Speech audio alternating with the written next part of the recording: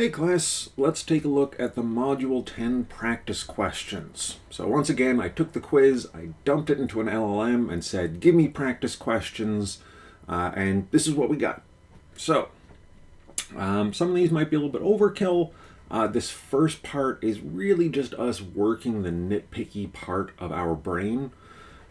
It's just kind of looking for subtle errors, but that's also showing your familiarity with the things that we're looking at. So the more of these you practice with, the better set you'll be for the quiz. I think these are good practice questions. And then our second part, we're going to be applying these, which is sort of the more relevant thing for after the semester's over. It's one thing to do calculus, but it doesn't mean anything on its own. You need to be able to connect it to the real world. The tool is only useful if you can sort of use it as an appropriate metaphor.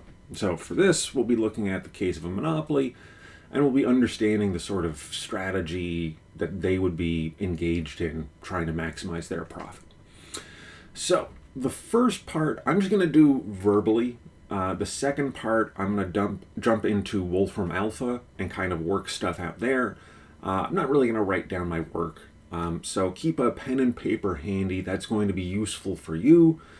But for me, it would just be too much hassle right now to try and set up the camera to get the text and clean everything. It would take more work, and so I'm just going to optimize here, maximizing my utility. All right, so what is the correct product rule for derivatives when f of x is g of x times h of x? Now this is really just a memory question. So this is something you should have in your notes or a cheat sheet that you get ready before the quiz. In my case, it's embedded in my brain, but I, just to check my memory, found on mathisfun.com, which I'm going to assume is a good enough website. I don't think there are Russian trolls trying to mess with math education. And in any case, this jives with what I remember. And it jives with what I've got in textbooks if I took a little time to go through those. The product rule, when we've got two functions multiplied by each other, the derivative is f times g prime plus f prime times g. Or in the case of this phrasing of the question, g prime h plus h prime g. And it doesn't matter which order we do those because it's just adding two things. All right, identify the error in each of the following derivatives. So we're saying it's a product rule, and we just looked at the product rule, and in the product rule there is no dividing by any of these functions. So this is sort of mixing up a component of the quotient rule with the product rule. So boom, that was a pretty easy one. The rest of it is exactly what it should be. Our quotient rule, this looks familiar, but actually notice, I did miss an error there. That should be plus for the product rule, and this should be minus for the quotient rule. Let me make my text bigger so you can actually see this. And let me go back here to double check the quotient rule. F over g or g over h, we just swap those symbols. F prime g minus g prime f. Now here the order matters. So we want the original numerator. I always forget numerator and denominator. We need the original numerator times the derivative of the denominator. Oh no, I got that backwards. See, this is why we want to write it down. All right, we've got this handy, and I'll zoom in on this also so you can see. Cool. And then back to here, so our product rule should have been g prime h plus h prime g. Our quotient rule should be g prime h minus h prime g. The order of these two doesn't matter, right? It's multiplying. The order of this and this matters because there's a subtraction. Which we subtract from the other affects the answer. Over h of x squared, the denominator squared, the denominator function squared. Cool. So this should be a minus, and otherwise that is fine. So we found the error. It's just a little thing, right? That'd be a really easy mistake to make. Now, when you're doing this with pen and paper, it hardly matters. when you're doing it for a college class, the stakes are almost nothing, right? We're not launching rockets into space or anything. But if you are programming something that's going to help you to pick stocks, right? If you are putting this into a computer, these little details matter because, they make your program do what it's supposed to do. The computer will run this sort of a function not knowing that it's not supposed to be an addition instead of a subtraction. All right, quotient rule, we got that one. Power rule, n x to the n minus 1, where we've got x to the n. Is there anything wrong with this?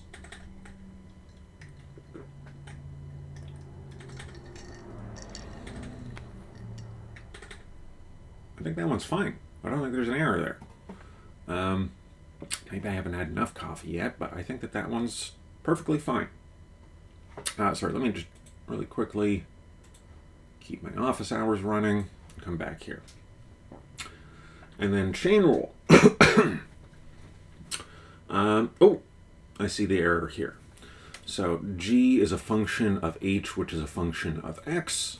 The derivative of f, which is this nested function, g prime h times h prime. And let me double check that, because again, my memory is what it is. Multiplication, not addition. Perfect. So this should be an asterisk, a multiplication symbol. All right, cool. So this is really just sort of testing, recognizing where there's something wrong. And this is just a matter of being familiar enough with the rules to see, oh, wait, this doesn't look like this thing. There's something off here. That part's wrong, and that should be an addition, right? How do you do that? I don't know. Practice. You can take... basically what happened to create these practice questions is something that you can use to make more practice questions, which is just go into ChatGPT or whatever LLM you want and say, I want some practice questions for learning, the quotient rule, or give me derivatives of functions and then take those derivatives and introduce errors so that I can learn to find those errors. Right? That's essentially what this question was in Claude, is find the error in this incorrect derivative. All right, write the correct derivative for the quotient rule. I'm going to just say, here it is online. Obviously, when you're doing the exam, you would just be using this sort of notation to type it into the box. And if that doesn't work for you, that's fine. Write it on a piece of paper, take a picture. You have to upload that for showing your work anyways. Just make a little note in the box in the main quiz saying, please see, show your work. That just makes it easier for me to remember to double check. Cool. State the chain rule for derivatives and explain its application. So we were just talking about that a little bit. The chain rule is a situation where you have a nested function, something that's a function of something that's a function of something that's a function of something else. Now, we call this the chain rule because we're chaining together derivatives from each part of this. So we consider, if we've got f of g of x, to know how this whole function changes as x changes, to find the derivative, we need to find how does that change affect each part of it, and we link those together. Why the math works that way, if you look through a textbook, if you look through a good calculus textbook, you'll find a good explanation, and it's good to see these, but honestly, it's just not sitting in my memory this year. I mentioned this in one of the videos way back at the beginning about helpful resources, but Carl Smith's The Nature of Mathematics is where I will go to look at this later. That's blah, blah, blah, Nature of Calculus, right at the end. 886.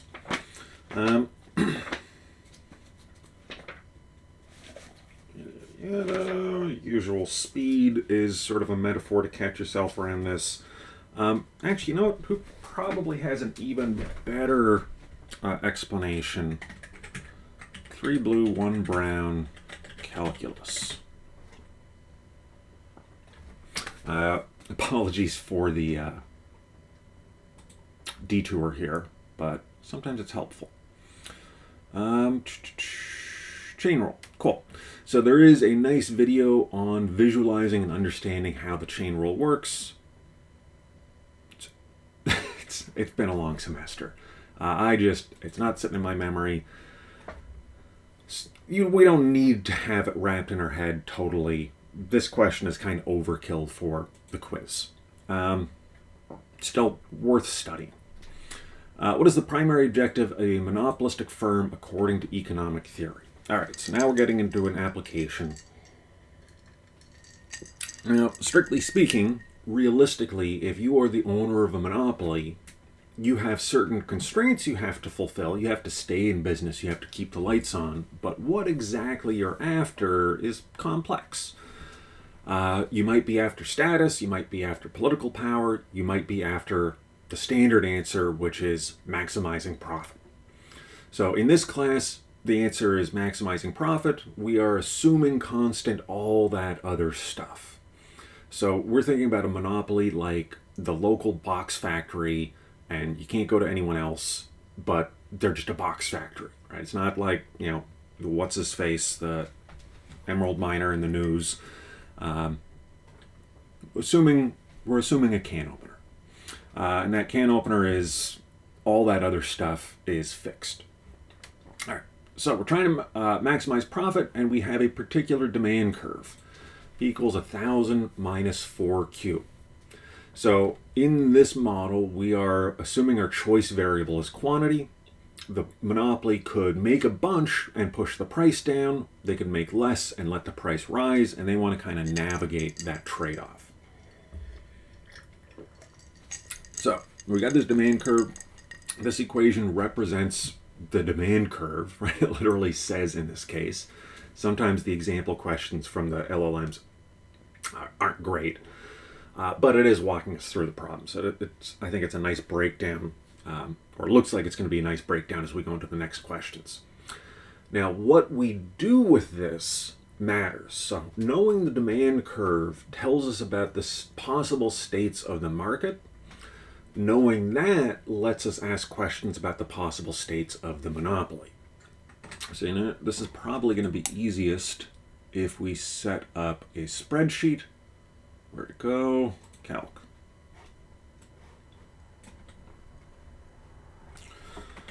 So we can find our price.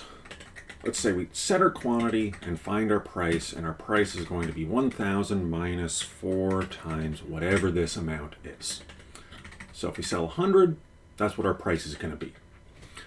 Now, what we do with this as the monopolist is we find out how much money are we bringing in. And that is just price times quantity.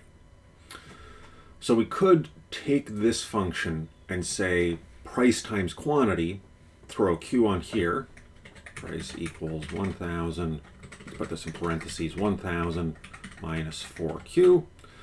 And if we multiply both sides by Q, price times quantity, and this is total revenue. Right? So we effectively did that in LibreOffice, keeping everything separate, but keeping it so that it updates, so we can choose Q and see what happens. Cool. Let's see if I can get some goal seek. Oh, that's neat. Let's play with tools solver. So I want to maximize cell B3 by changing B1, and B1 has to be greater or equal to 0. Solve.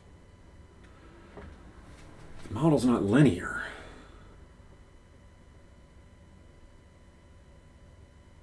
That's fine. Let's go to options. Linear solver, assume integers, assume variables is non-negative. Whatever, let's do the nonlinear solver. Okay. Solve. All right, keep result.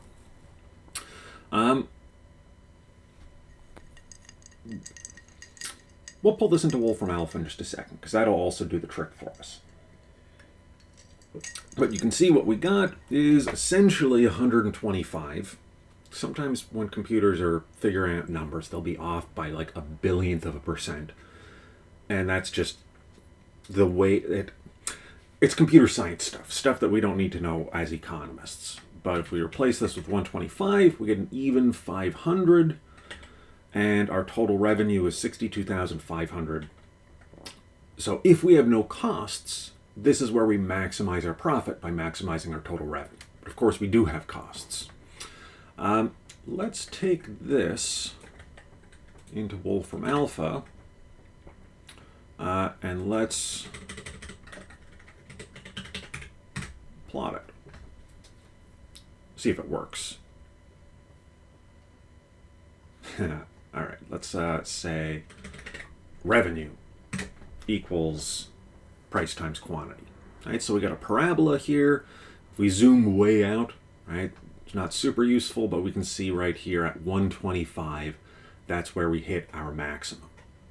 We could also ask it to maximize this, and there we go at 125. In the show your work, you just grab this URL, paste that in wherever, and you've got your work shown. Some people find it easier to do this with pen and paper, and that's good, especially if you want to learn more math, but kind of more useful in possibly more useful. It all depends on context, all depends on where you go. But pen and paper solving is one approach, computer solving is another approach. It's 2024. We should be doing probably more often than not the computer solving. That said, I'm agnostic to how you solve it. Do what works for you. All right, cool. We answered that question like 10 minutes ago, and we went deeper into that, exploring the setup. And this is how I tend to answer questions anyways, is I jump in, I start to get pieces of information, and I try and figure out what's coming ahead before I get that far. So this is the sort of question where we're going to ask, how do you maximize your revenue? So we haven't built cost in, but we did sort of get a lot of the setup in place so that when we do have costs, we can incorporate that into here and be off flying to the right answer. All right, explain the difference between fixed cost and variable cost in the context of a monopoly's cost structure. Regardless of whether or not it's a monopoly. Sorry, I was about to say irregardless, and I don't know why. Don't double check all my work from this video because it's obviously not trustworthy. Difference between variable costs and fixed costs is true monopoly or not. Fixed costs are the things that don't change with your output. They're not a function of Q, and your variable costs are. So if you're running a hamburger joint, if you sell more hamburgers, you've got to get more beef, you've got to hire more workers or have them work more hours, but your rent is going to be the same. Your parking lot is not going to get any bigger this month, but your labor bills and your ingredient bills will get bigger if you have a better sales month. All right, for a monopoly with demand function, fixed costs of $2,000 and a constant marginal cost of $50 per unit, write out the firm's profit function. So let's go ahead and change this back to plot. Now, actually, let's work out here. So in this case, we got total cost. Let's do this. We got fixed cost and we got variable costs and we got total cost. Our fixed costs were $2,000 and our variable costs were 85 times this. No, whatever. $50. So $50 times however many units we sell, and our total cost is just those added together. Now we can say our profit equals our total revenue minus our total cost. And we've got a way to figure this out. So probably we're going to want to cut back. So if we go to 120, what happens to our profit? Went up a little bit. So now we could solve this here, but let's go ahead and work this out here. So we want to plot this. We're going to say profit equals total revenue minus total cost. Revenue is that. Total cost equals 2,000 plus 50Q. So let's say plot P equals, I'm going to go ahead and simplify this. So that's 1,000Q minus 4Q squared. So if I say 4Q squared, little caret, shift 6 is how we do exponents on computers in most languages. 4Q squared, that's a minus, plus 1,000Q, minus total cost, which is this stuff, plus 50Q. We got revenue. Let me tidy this up. So 1,000Q minus 50Q, let's call this 950Q and get rid of that. And there's that. Now, actually, I'm going to grab this and I'm going to paste that back in a second. Let me do the messier version of this and see that it works.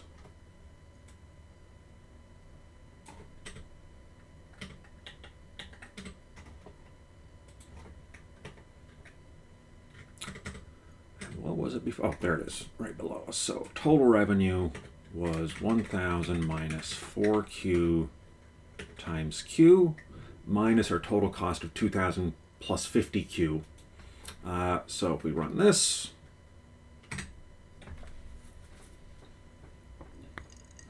we get this nice parabola.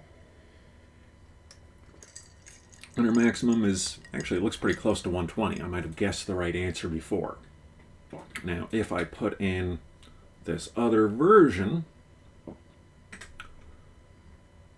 we're going to get the same thing because it is the same function. So I mentioned this with Excel. This is kind of true with math also. We can rearrange stuff however we want. I remember like back in high school math, seeing the teacher do things like, we're going to multiply this function by n over n, which is technically the same as just multiplying it by 1. But sometimes we do things like that. We'll just we'll shift symbols around to manipulate things in a way that makes it easier for us to do what we want with the math. And that's true pen and paper. That's true doing it with computers. There are many ways to get to the right answer. And that's part of what makes math intimidating, is that there's so many possibilities. But it gets less scary the more familiar you are with it. So practice makes progress. All right, so we've got a profit function. Let's go ahead and maximize this. Get the answer, and it is 475 over 4. Equals 475 over 4. Okay, so a little tiny bit less than 120. Now in practice, you're not going to sell 3/4 of a unit, but what this might mean is that the monopoly sells 119 units 3/4 of the year, and then in January through March, they sell 118 units, or something like that, right? We're going to assume that we can do fractional units just to make our life easier mathematically. Cool, so we've found a quantity, we've got a profit from that. Let's see what our questions are. Write the firm's profit function. We've done that. Describe the process of finding the optimal quantity that maximizes profit for a monopoly. What economic principle is used in this process? I'm not sure what economic principle is used in this process. That seems like a question that the LLM just kind of made up. The process for finding this is, once we've got our function, behind the scenes, and I think if we used a pro license for Wolfram, it would show us this. Oh, we could get the step-by-step solution. Oh, perfect. Look at this. So we got the function. Oh, we have to go pro. Never mind. So what we do if we're doing this with pen and paper is we find our function, then we find the derivative of the function. So what we've got here is a part of the function with a positive slope, right? So we're going to have a positive derivative, but it gets smaller and smaller until it zeroes out, and then our change is negative. So we basically got a derivative line that's going to cross through diagonally the derivative graph. It's going to hit 0 right here. So our way to find this point, besides the computer did it, is we find the derivative and we find where is it 0. That's going to be where a parabola either maxes out or where it bottoms out, right? So it's going to find either a maximum or a minimum. From there, how do we know if it's a maximum or a minimum? The hard way, depending on the situation, hard way by hand would be to graph the thing and to figure it out. To draw this out, and you can see, oh, it opens down. The easy way, and this is the pen and paper way that I'm describing verbally instead of with pen and paper, is you look at the second derivative. So if we have this parabola, I wish I had an easy way to mess with this. Let me take a screenshot. Here we go. Copy, and let's go paint.js.org. There we go. So if we're looking at the derivative of this parabola, it's going to look like a line that's downward sloping. So we have a positive slope. The green line is going up, but it's getting less and less steep until it zeroes out, and then it starts going down faster and faster and faster. If we had a positive line for the first derivative, what that would mean is we have something that is initially negatively sloped, but flattening out, bottoms out here, and then starts going up again. That's not what we have, right? That, if we were going to do that, if this will let me, oops, no, it's not going to let me. That would look like a parabola that opens up. Now, how do we find that? We test the second derivative, the derivative of the derivative. So this red line, if we get the derivative of this, we're going to see a negative number, which means it's a downward sloping line around this point, which means that this point must be something that is getting bigger, flattens out, and then gets smaller, which means it must be a maximum. Cool.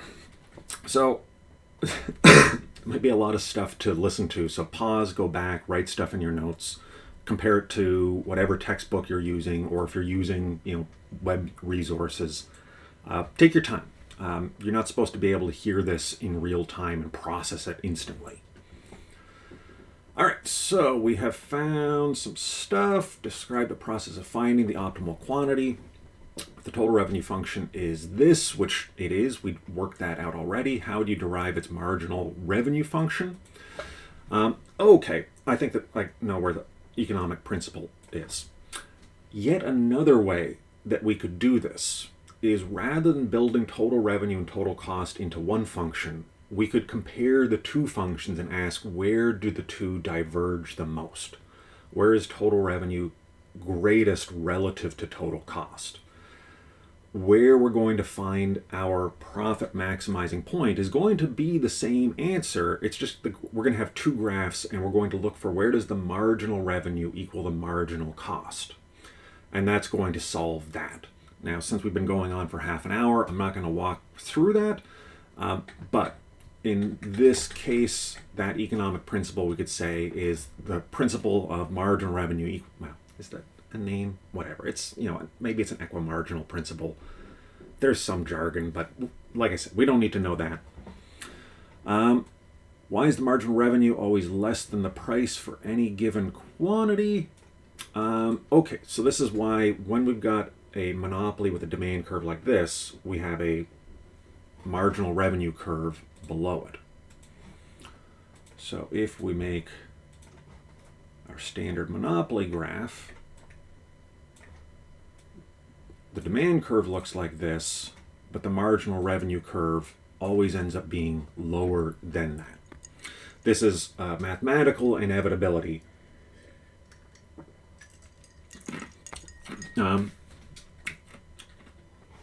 How to do it specifically, we could walk through this math. This would be easier to do with pen and paper, but it's overkill. I'm going to skip that for now, and actually I've got to leave pretty soon, so I am ending, let's call it around 6. So we'll make this a two-parter.